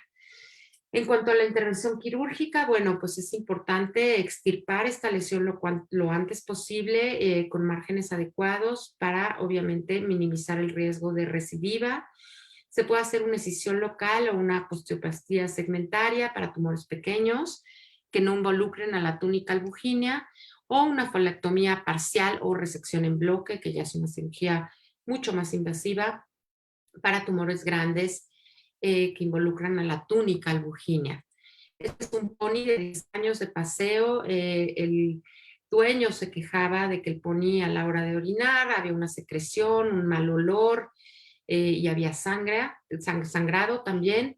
Entonces, bueno, a la hora de evaluarlo se observa esta masa que tiene forma de coliflor y bueno, pues que obviamente se piensa que es un carcinoma de células escamosas. Se programa la cirugía y en ella, bueno, pues una vez bajo anestesia general en decúbito dorsal se observa y se palpa todo el tejido para saber si se requiere hacer una osteoplastía segmentaria o una falectomía. Muchas veces de pie, sedados, no podemos palpar tan bien como bajo anestesia general. En este caso, pues no afectaba a la túnica albuginea ni al cuerpo del pene, por lo tanto se decide hacer una osteoplastía segmentaria, que en términos coloquiales se llama circuncisión. Es muy importante que los márgenes se resequen a más de 1 centímetro de la lesión, es decir, se reseca la lesión y después ir a 1 centímetro más a cada lado para obviamente evitar recidiva. Y también considerar si en estos casos hay que hacer tratamientos conjuntos, como por ejemplo crioterapia, inyecciones de cisplatino o administración tópica de algún medicamento como estas pomadas 5-fluorouracil o firocoxib sistémico. En este caso, bueno, pues pueden ver que hubo cierta dehiscencia de las suturas y bueno, al final no tuvo mayor problema. Este caso es de la doctora Arlette Castillo y bueno, hasta la fecha no me ha reportado que haya habido algún problema de recidiva. Y bueno, vamos a cambiar de género. En cuanto a hembras, la ovarectomía, bueno, pues es una de las técnicas más comunes que utilizamos en yeguas, sobre todo por tumores de células de la granulosa, que son los tumores más comunes que ocurren en ovario. Hay otros tumores, pero realmente no son comunes. Yo, en lo personal, no he visto otro que no sea tumor de células de la granulosa. La edad promedio es de alrededor de 11 años, ya en yeguas adultas, pero pueden ocurrir a cualquier edad. Lo que vamos a observar es estro intermitente, continuo o anestro, es decir, dificultades o problemas en el ciclo estral. El ovario afectado va a tener aumento de tamaño y el inactivo va a ser el contralateral, es pequeño, va a estar inactivo. Entonces, sí es muy fácil determinar que ahí hay un problema. Generalmente lo podemos diagnosticar mediante palpación. Hay un ovario más grande que otro, ultrasonido, y esta es la típica apariencia de un un tumor de células de la granulosa, donde observamos que hay porciones quísticas y obviamente el parénquima ovárico no es ecogénico. Podemos realizar pruebas sanguíneas para determinar los niveles de testosterona y de inhibina, que generalmente están elevados. Para realizar la ovarictomía hay varios tipos de abordajes: vaginal por flanco o paramedial diagonal o parainguinal. El vaginal, a este abordaje se le llama colpotomía. Como ven, es para ovarios pequeños de 6 a 8 centímetros. Un ovario en una yegua generalmente mide de 5 a 6 centímetros. Esta técnica se desarrolló para quitar los ovarios o extirpar los ovarios en yeguas normales, ya que pues los dueños se quejaban de que debido al estro no tenían una función zootécnica adecuada, ya que espejeaban o tenían algún comportamiento inadecuado. Entonces, bueno, esta técnica realmente se realiza poco. Yo la he realizado únicamente 2 veces. Es sencilla, sin embargo, bueno, pues no se realiza tanto y no se puede realizar en tumores más grandes, ¿sí? Como los que realizaríamos pues por flanco o por paramedial. Por flanco son, pues sí, menores a 15 centímetros, y paramedial diagonal, que es la más utilizada, para ovarios mayores a 25 centímetros, también se puede utilizar la paringuinal. Esto es un caso de un tumor bastante grande. Se utiliza la paringuinal medial. Bueno, aquí podemos ver, perdón, la paramedial diagonal. Y aquí podemos ver que, bueno, el tumor es bastante grande. ¿Qué podemos hacer en estos casos para exteriorizar más? Porque obviamente tenemos que realizar una sutura en el pedículo. Podemos poner una sonda, una aguja con una sonda y una jeringa, y tratar de succionar el fluido que hay dentro de estos quistes que mencionábamos que tiene este tumor. Esto nos ayuda a reducir el tamaño de este tumor, de este ovario, y nos ayuda entonces a visualizar el pedículo que tenemos que suturar. Una de las complicaciones más grandes asociadas a esta cirugía es la hemorragia intraabdominal. Entonces es muy importante que realicemos una sutura adecuada. Las ligaduras que se ponen en estos sitios son ligaduras en 8, y también se puede emascular. Se recomienda no realizar demasiada tensión. Esto, además de causar hipotensión en la anestesia, puede llegar a causar problemas en nuestra ligadura. Entonces sí tiene que ser muy sutil todo el manejo a la hora de poner estas suturas. Es la apariencia típica de un tumor de células de la granulosa. Aún así hay que llevarlo a un laboratorio para su evaluación histopatológica y tener un diagnóstico definitivo, porque los dueños nos van a preguntar, bueno, esta yegua va a ser fértil, la voy a poder gestar. Y bueno, si es un tumor de células de la granulosa, la respuesta es sí. Sí la pueden volver a gestar. Ese ovario inactivo va a volver a ser activo, y bueno, pues generalmente se esperan 1 o 2 estros a que vaya regulando y después se puede llegar a gestar.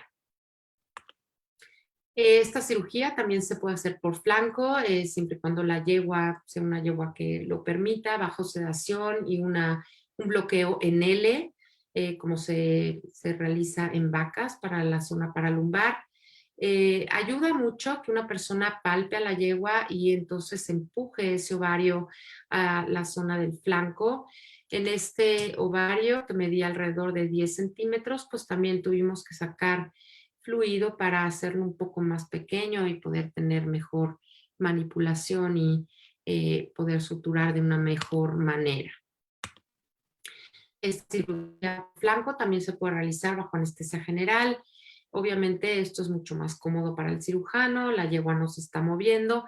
Sin embargo, hay que tomar en cuenta que por gravedad este ovario pues cae, está un poco más profundo, y entonces en ocasiones es más difícil de exteriorizar.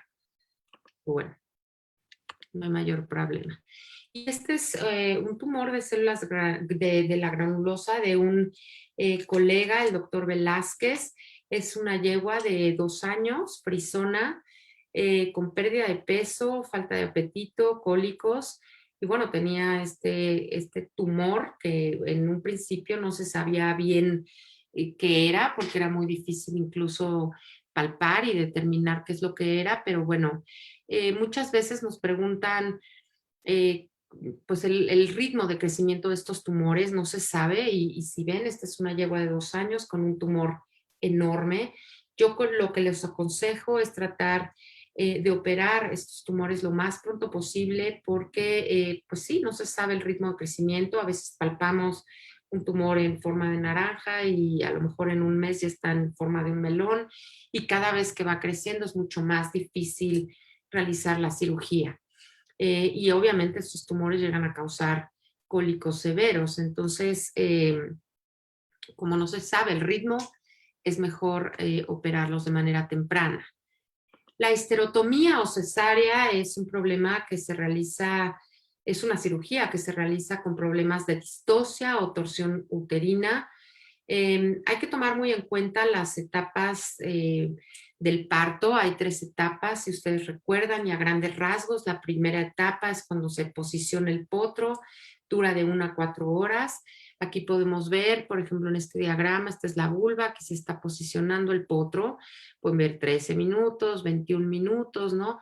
Esta etapa dura de 1 a 4 horas. La yegua se pone incómoda, comienza a mostrar ciertos signos de cólico por las contracciones.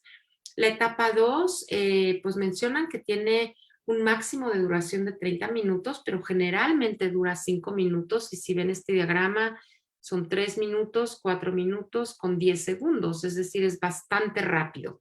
Y esta es la etapa problemática hasta cierto punto en cuanto a problemas de distocia. Y la etapa 3 son 3 horas y es la expulsión de la placenta. Recuerden que la presentación del potro es anterior longitudinal con una posición dorsosacral y la postura tiene que estar en extensión del cuerpo, cabeza y extremidades. Y entonces esto es lo que nos vamos a encontrar. Es una yegua de 5 años, frisona, con esto. Y entonces, ¿qué es lo que tenemos que hacer? Yo creo que es importante preguntarnos para tratar de determinar qué método vamos a utilizar. ¿La yegua me deja palparla libremente? ¿El feto está vivo o ya está muerto? ¿Qué habilidades obstétricas tengo? ¿Tengo el equipo necesario o adecuado para realizar el procedimiento? ¿Y qué economía tiene el propietario? Estos son distintos escenarios que nos podemos encontrar, extensiones incompletas uni o bilaterales de hombro, contracción de carpo, posición de perro sentado. Y yo les soy sincera, yo hay unas que puedo resolver y otras que no me dedico 100% a reproducción y por ello hay que tomar la decisión adecuada en el momento adecuado. Yo no quiero lastimar al potro, si es que está vivo, quiero que esté vivo, que salga vivo y tampoco quiero lastimar a la yegua. Entonces, lo primero es determinar si el potro está vivo, ¿no? La viabilidad del feto. A veces lo podemos hacer con peloteo, a veces con ultrasonido. En ocasiones, bueno, pues la yegua se seda y entonces el potro no responde de manera adecuada. Hay que hacer un ultrasonido de este feto y ver, bueno, qué frecuencia cardíaca tiene, si realmente está viable, para entonces tomar una decisión adecuada. Las distintas técnicas son asistencia vaginal, que es con la yegua de pie, a veces la podemos llegar a sedar, pero simplemente tratamos, al igual que en la asistencia vaginal controlada, lo que tratamos es de realizar maniobras de retropulsión, extensión, tracción y rotación. En la asistencia vaginal controlada, la yegua no está de pie, está anestesiada de manera general, se suben las extremidades con una grúa para intentar que todos los vísceras se vayan hacia craneal y poder tener una mayor área de manipulación. Pero sí es importante, es decir, si nosotros introducimos la mano y vemos, como en el caso que les acabo de mostrar, en este caso, en donde obviamente ambos hombros tienen una incompleta extensión. Es muy complicado llegar a resolverlo y bueno, pues hay que decidir qué es lo que vamos a hacer. ¿Sí? Otras opciones, si es que el potro está vivo, es la histerotomía y si el feto está muerto, es la fetotomía. Aquí podemos ver, por ejemplo, si el potro está vivo y ya determinamos cuál es la posición. Bueno, la asistencia vaginal y la asistencia vaginal controlada únicamente la tenemos que realizar por 10 minutos. Si esto no funciona, entonces tenemos que realizar una esterotomía si es que la economía lo permite. Sí, es lo indicado, no tardarnos más porque entonces ese potro se va a morir. Y siempre pensar, por favor, en minimizar el daño al tracto reproductivo de la yegua y en evitar la tracción excesiva. Si el potro está muerto, entonces tenemos además de la opción de la asistencia vaginal controlada, la histerotomía, tenemos obviamente la opción de una fetotomía. No tenemos tanta presión por el tiempo, sin embargo, hay que minimizar el daño al tracto reproductivo y hay que evitar la tracción excesiva. Esto puede ocasionar un desgarre en el útero y posteriormente la muerte de la yegua. Entonces, muchas veces por eso, y yo les comentaba, yo palpo, si siento que puedo hacerlo, lo intento, 10 minutos, no puedo, opto por la opción de hacer una histerotomía. ¿Por qué? Porque no quiero lastimar esa yegua, ni quiero lastimar al potro, e incluso si el potro está muerto y viene en una posición completamente complicada, entonces decido por realizar una histerotomía. Aquí este artículo del 2011 menciona un estudio de 1047 partos, generalmente la edad promedio de estas gestaciones era 341 días, se evalúa la postura fetal y lo que concluye en este artículo es que si en la etapa 2 hay un mayor número de, o sea, mayor tiempo de 40 minutos, entonces esto está relacionado con un incremento significativo de muerte en el potro. O sea, yo les mencionaba que esta etapa es entre 5 y 30 minutos máximo. Bueno, pues aquí mencionan que mayor de 40 minutos hay muerte significativa del potro y que sí, el reconocimiento temprano e intervención apropiada es crítico para la supervivencia del potro.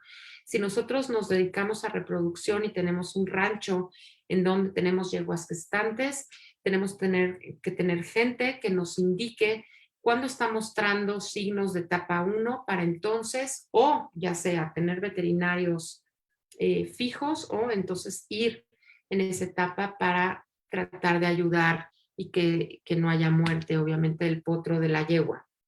En estos otros estudios mencionan que la supervivencia de la yegua, tanto con asistencia vaginal controlada como por cesárea, como por fetotomía, generalmente es de mayor del 90%, pero la supervivencia del potro es del 30 al 42% y esto va a depender del tiempo de duración de esta etapa 2. Los supervivientes en este estudio fueron aquellos en tiempo menor de 60 a 71 minutos y los no supervivientes de 79, 80 a 250 minutos.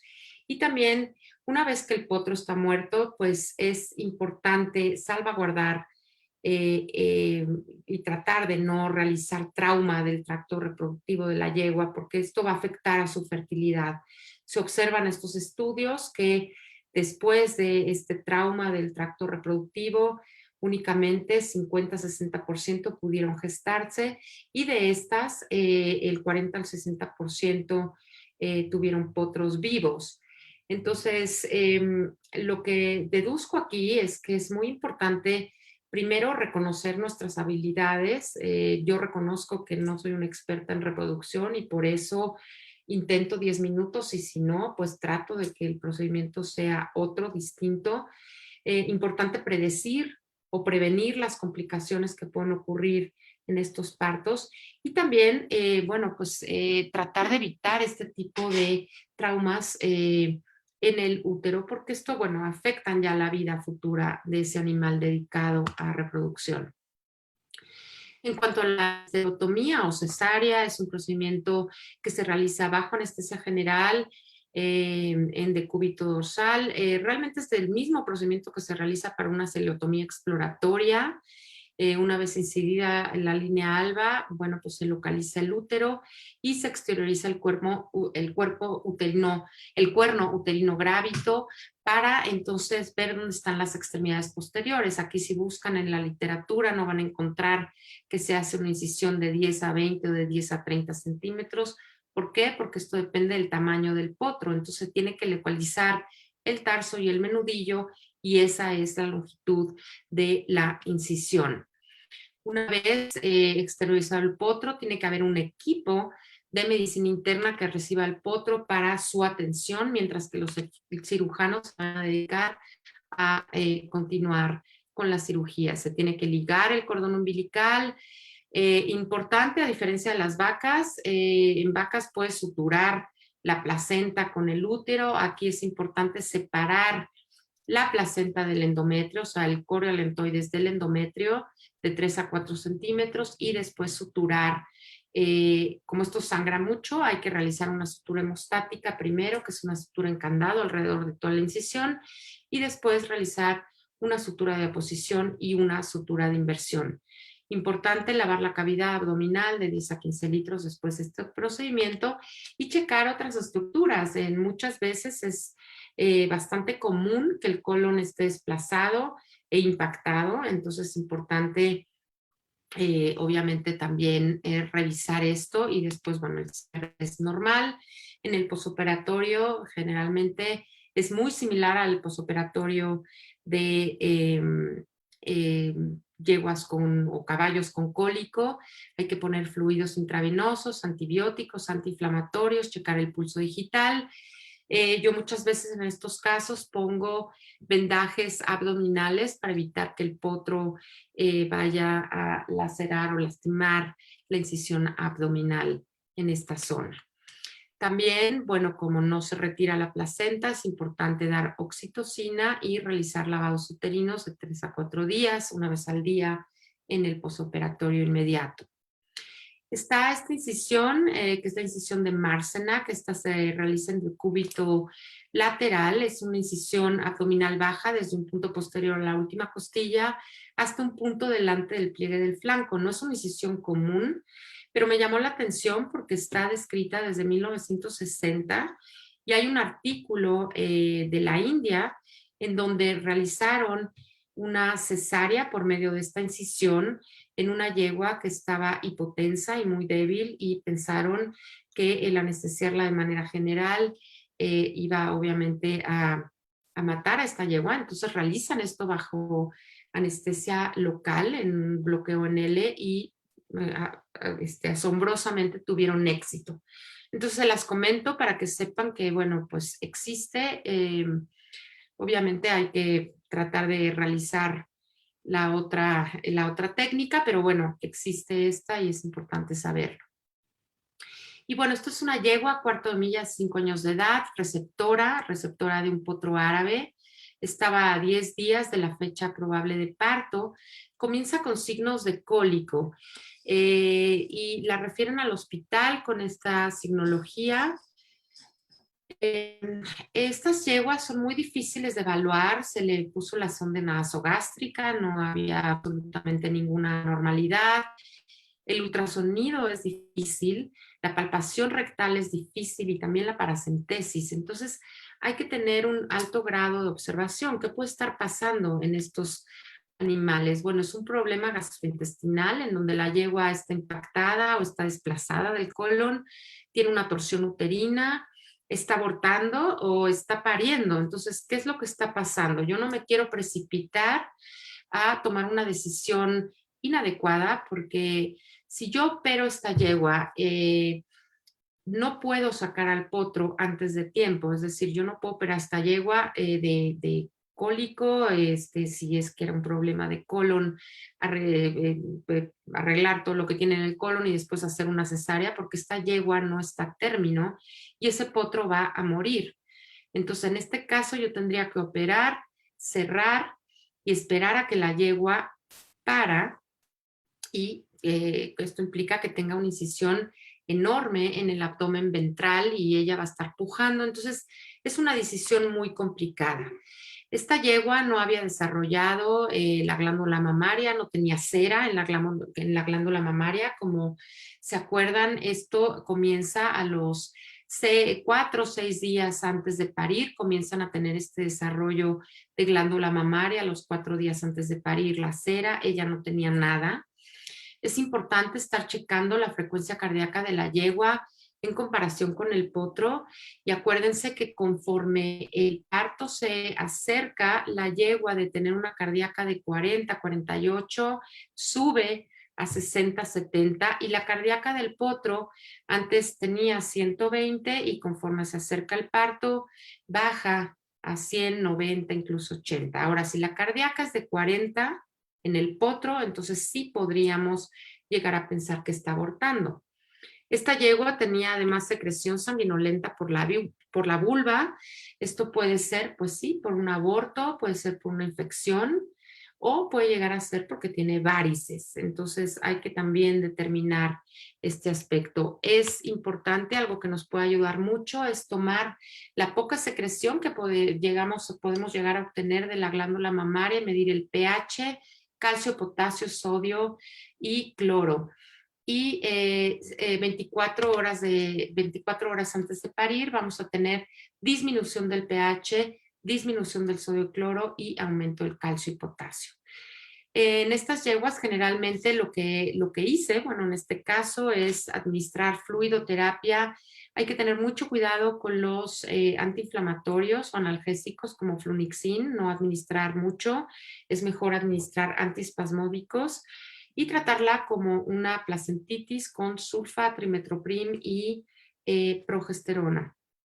Esta yegua se dio al dolor y bueno, afortunadamente parió esta potrilla preciosa, pero bueno, sí es una preocupación constante en estos casos porque no quieres cometer o precipitarte a realizar una cirugía. Sí me ha tocado, y sí les digo que me ha tocado mucho este tipo de problemática en yeguas a término, y se debe a que el peso del útero está apretando el colon y no está dejando tener un funcionamiento adecuado de esto. Y por último, la torsión uterina, los signos de cólico pueden ser leves e intermitentes, pueden ser agudos o crónicos, ocurrir en todas las edades, generalmente ocurren en el último tercio de la gestación, es más común antes de los 320 días y es más común que sea de 180 grados, pero pueden llegar a ocurrir hasta 360 grados. La etiología es desconocida, pero se sugiere que puede ser por la actividad fetal aumentada en esta etapa. El diagnóstico es por ultrasonido, hay que ver si el potro está vivo y el estado del útero, y mediante palpación rectal podemos palpar el ligamento ancho si es que está tenso y palpar incluso en qué dirección va la torsión. En artículos se refiere que el 90% de estos casos son yeguas menores a 16 años, en el 60% la dirección es a las manecillas del reloj y en el 80% son de 180 grados o menos. Y en cuanto a la supervivencia, bueno, difiere entre artículos, pero sí se menciona que la supervivencia en general es del 84% en yeguas y el 54% en potros. Sí disminuye de acuerdo a los días de gestación, es decir, si es menor a 320 días hay más probabilidad de éxito en supervivencia tanto de la madre como del potro. Si es mayor a 320 días, hay menor supervivencia de ambos, 65 y 32%. El tratamiento puede ser no quirúrgico o quirúrgico, ambos son bajo anestesia general. El no quirúrgico, bueno, es el rodado en 360 grados en decúbito lateral en el sitio de la torsión. Esto es similar a lo que se realiza cuando hay un atrapamiento del ligamento nefroesplénico, o sea, la yegua se anestesia, se pone en el decúbito lateral y se voltea. Importante saber que se puede llegar a romper el útero, entonces son procedimientos que no se realizan tan comúnmente, al igual que el quirúrgico por la parotomía por flanco. Este es muy realizado en vacas.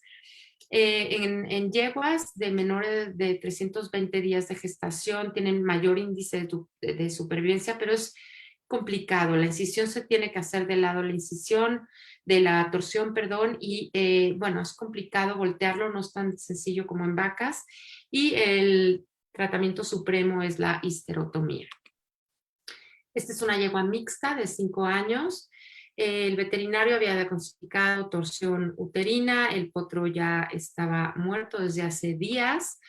Se hace una anestesia general, se pone en decúbito dorsal. Lo primero que vemos, obviamente, después de la incisión es el útero. Se succiona este líquido verduzco, lo que nos da, obviamente, pues la alerta de que el potro está muerto. Por ello se suturan estos campos impermeables al útero para evitar que entre infección en cavidad peritoneal. Y bueno, se saca al potro. El potro pues sí estaba completamente muerto. Es importante en estos casos pues ser rápido, además de tratar de ser lo más limpio posible. Se saca el potro, se sutura, se lava muy bien cavidad. Y bueno, en estos casos hay que tratar de ver que en el posoperatorio puede haber complicaciones importantes como endotoxemia. Esta yegua tenía al potro muerto desde hace varios días. Puede haber casos de endotoxemia severo, laminitis, tromboflebitis, diarreas, etcétera. Afortunadamente, esta yegua no tuvo ningún problema y fue una yegua que no tenía presupuesto y al final fue adoptada por el hospital y bueno, pues nos dio mucha alegría en ese aspecto. Y bueno, pues es todo lo que tengo que comentar. No sé si tengan preguntas al respecto. Les agradezco mucho su atención. Muchas gracias.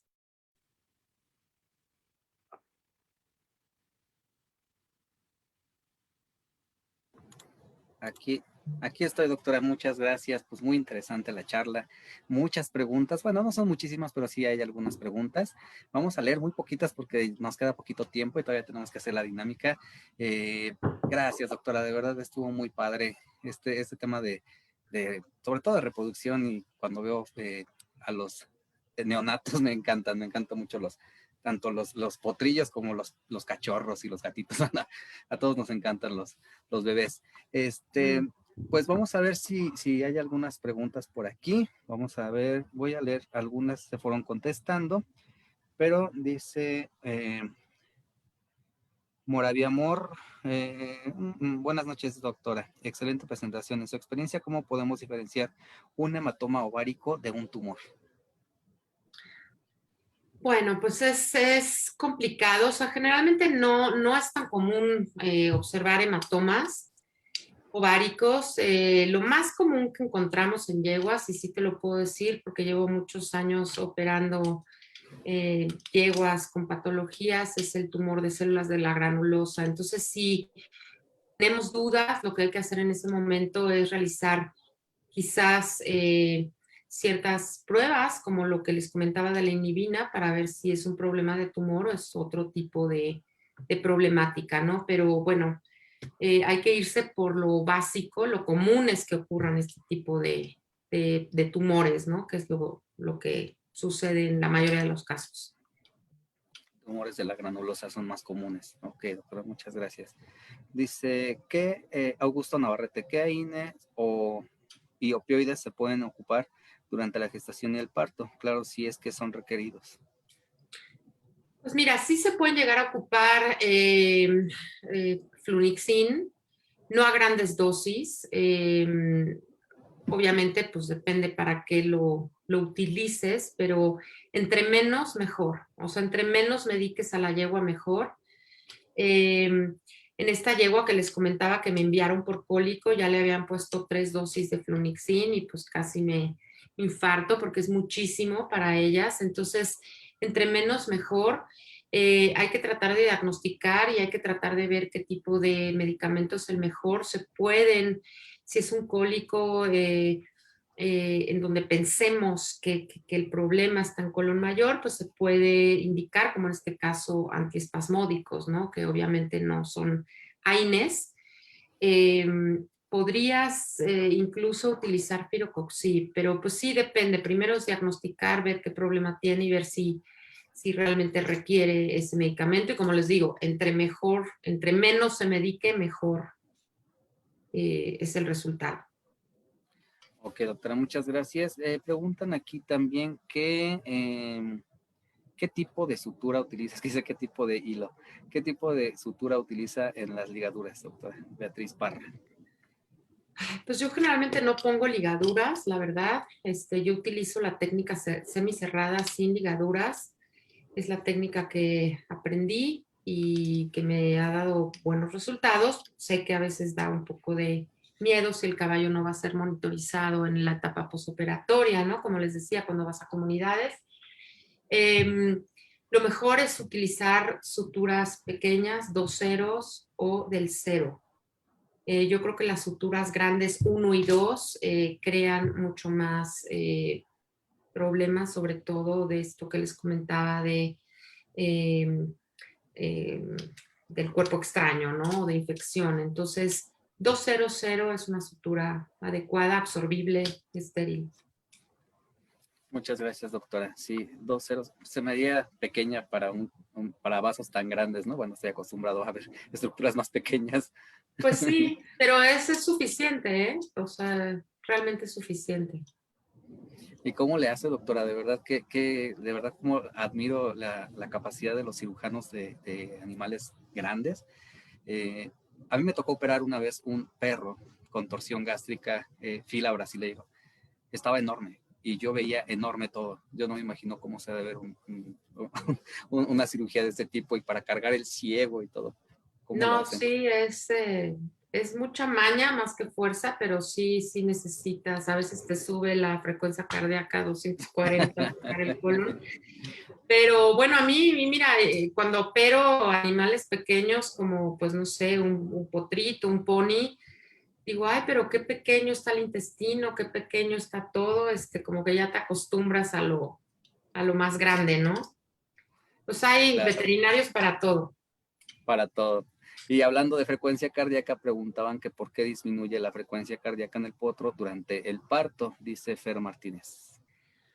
Bueno, pues no sé si le puedo explicar por qué, pero eso es la fisiología, o sea, en cuanto la yegua va a parir, que pues podríamos considerar normal, está un poco más agitada, pues la frecuencia cardíaca aumenta y es normal que la del potro disminuya. Es una frecuencia cardíaca que tiene el potro dentro por todos los nutrientes y todo lo que necesita, es una frecuencia cardíaca de 120, 130, disminuye más o menos a 190, ¿no? Y eso es lo normal que tenemos que evaluar. Si disminuye a menos de esto, entonces sí tendríamos un problema que tendríamos que atender de manera inmediata. Ok, muchas gracias, doctora. Pregunta protocolo de anestesia para cesárea, perdón. Protocolo de anestesia. Yo no soy anestesista, pero bueno, generalmente, pues anestesia, obviamente bajo anestesia general, no puedes hacer una cesárea. eh, bueno, les comento o les comenté de esta técnica que realizaron estos doctores. Yo creo que es una técnica bastante atrevida y que lo vieron en su caso porque era una yegua con muchos problemas, pero por lo general se hace una anestesia con un protocolo de gilacina, ketamina, gliceril y guayacoléter y después anestesia inhalada con isoflorano, ¿no? Y se mantiene con esto y con oxígeno. Lo ideal es no tardarte mucho más tiempo de 2 horas para que obviamente tenga una buena recuperación. Perfecto, doctora, muchas gracias. Pues con esto vamos a terminar la sesión de preguntas y respuestas. No olviden que en los comentarios ya está la liga para que puedas tramitar tu constancia y ahí pues nada más dejas tus datos y te enviamos tu constancia de asistencia a este evento que estuvo padrísimo. La doctora Elena García, que es una súper experta, una académica de la Universidad Nacional Autónoma de México, ahí en nuestra amada Facultad de Veterinaria. Y pues bueno, ahí podríamos encontrar la doctora. Un correo electrónico que nos pueda proporcionar para que si hay alguna duda o alguien quiera ponerse en contacto con usted. Sí, si quieres, te lo escribo por aquí. Ok, perfecto. Mientras les voy diciendo que no se vayan, no se vayan, tenemos premio el día de hoy, tenemos este premio, esta filipina, color guinda, con el logotipo de Laboratorio Innofarma bordado, que mañana le llega la de la doctora también. A ver si es cierto. Sí, claro que sí le va a llegar. Sí. Amigos, no se vayan. Ahora sí vamos con aquí ya puso el correo, es Elenita GS, sin H, Elenita GS, elenitags@gmail.com. ¿Me ayudan, compañeros de staff, a escribirlo? elenitags, sin H, elenitags@gmail.com. Ahí Punto podemos EG. contactar. ¿Perdón? ¿No puse punto EG? Perdón, no, dice .com. No, elenitags.eg. Tiene toda la razón. A ver, Okay. ¿sabe que lo voy a escribir? Elenita. Creo que tengo que cambiar mi email, pero bueno. gs.eg arroba gmail.com.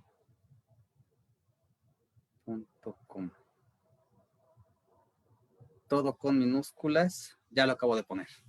Todo con minúsculas, ahí está el correo. Perfecto. Ahora sí ya. Ok, doctora. Pues bueno, no hizo pregunta como la expuse. No entendí. Bueno. Ok, vamos ya con el premio. Si hay duda, está el correo de la doctora. Vamos a ver, doctora, díganos la pregunta del día de hoy y a dónde se va este premio que es solo para México. Bueno, les di un tip cuando estaba hablando. Mi pregunta, bueno, hablé de una técnica, no de la otra, pero una patología, no de la otra, pero es ¿cuál es la diferencia entre eventración y evisceración? ¿Cuál es la diferencia entre eventración y evisceración? La dijo al principio de la charla. Vamos a ver si ya, usted ya está viendo los comentarios, ¿verdad? Ya Sí. está el correo de la doctora. Muchas gracias, Jorge Millán. Gracias a Fanny y a Mafer, que están ahí también pendientes de la transmisión conmigo del equipo de staff. A ver, contesten, doctores. Y cuando digan al ganador o ganadora, díganos de qué estado de la República nos están viendo, para que yo les pueda enviar su premio. Creo que Gracias, no muy interesante contestaron. la plática.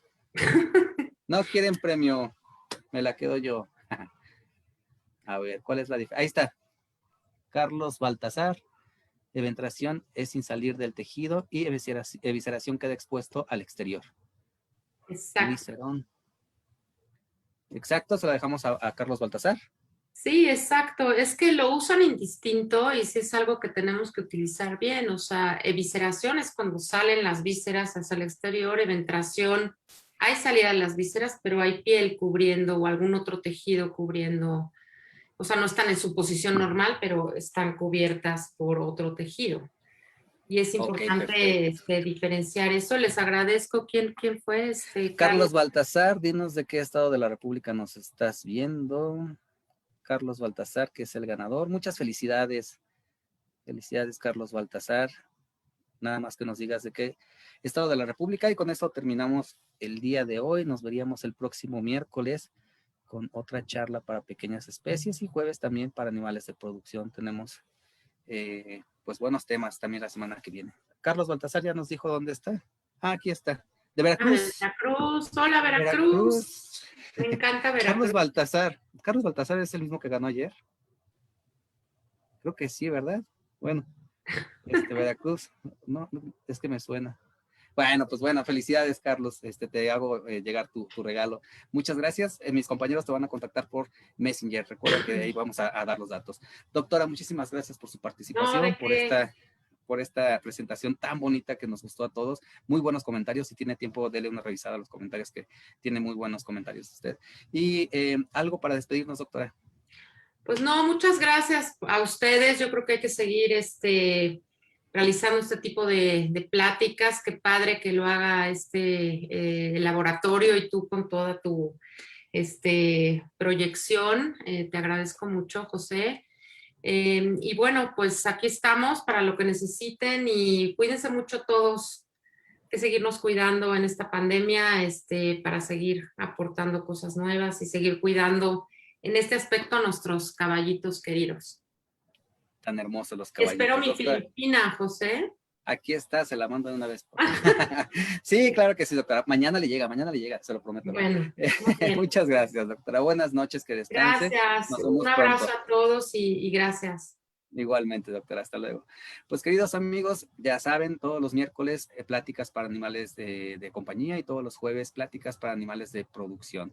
Muchísimas gracias a todos. No olviden compartir estas charlas con sus compañeros, con sus amigos, con todos los médicos que conozcan y de esta forma hagamos nuestra comunidad Loefra Innofarma mucho más grande. Yo soy el doctor José Ruiz Zaragoza, gerente técnico del Laboratorio Innofarma. Yo les deseo salud, amor y sobre todo muchísimo trabajo. Cuídense mucho, buenas noches. Hasta la próxima.